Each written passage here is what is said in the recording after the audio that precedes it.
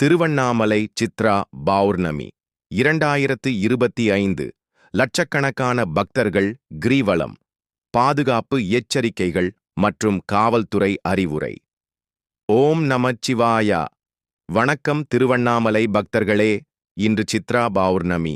பவித்திரமான இந்த நாளில் திருவண்ணாமலைக்கு லட்சக்கணக்கான பக்தர்கள் ஆவலுடன் வந்து அண்ணாமலையாரை தரிசித்து கிரிவலம் வருகிறார்கள்.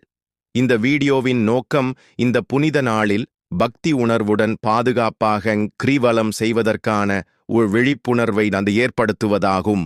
600,000 சித்ரா பௌர்ணமியின் மகிமை.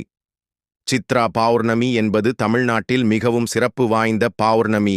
இந்த நாளில் திருவண்ணாமலையில் கிரிவலம் வருவது பக்தர்களுக்கு மிகுந்த புண்ணியம் தரும். இந்த நாளில் சந்திரன் முழுமையாக திகழ்வதால் மனநலம் மற்றும் ஆன்மீக உயர்வுக்கு இது ஒரு சிறந்த நாள்.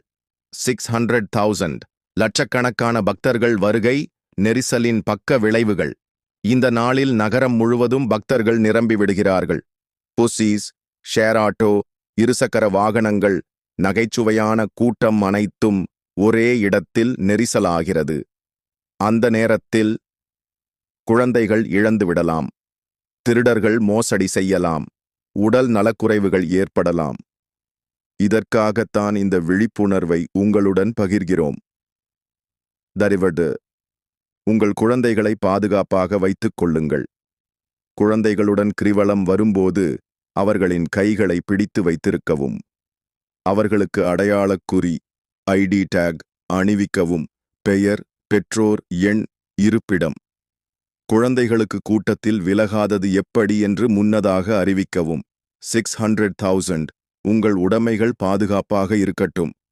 உங்கள் பை, தொலைபேசி, பணம், நகைகள் ஆகியவை பாதுகாப்பான இடத்தில் வைக்கப்பட வேண்டும். மேல் பக்க பையில் ஜிப் போட்ட பைகள் பயன்படுத்தவும். மற்றவர்களிடம் ஒப்படைக்க வேண்டாம், நான் உதவுகிறேன் என்று சொல்லும் முகமூடி போடுபவர்கள் இருக்கக்கூடும். சாமான்களை உங்கள் பார்வைக்குள் வைத்துக் கொள்ளுங்கள். 600,000 யாரிடமும் உதவி கேட்க வேண்டாம். காவல்துறையையே அணுகுங்கள். காவல்துறையினர் பல இடங்களில் காத்திருப்பார்கள். உதவி வேண்டும் என்றால் நேரடியாக காவல்துறையை அணுகுங்கள். பொதுமக்களிடம் உதவி கேட்டால் அவர்கள் நம் நம்பிக்கையை தவறாக பயன்படுத்தக்கூடும். குழந்தைகள் அல்லது முதியவர்கள் காணாமல் போனால் உடனே போலீசில் புகார் செய்யுங்கள்.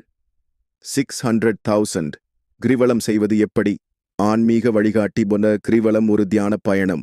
ஓம் நமச்சிவாய என்ற மந்திரத்தை சொல்லிக்கொண்டு நடப்பது நல்லது. யாரையும் தாண்டிச் செல்லாமல் அமைதி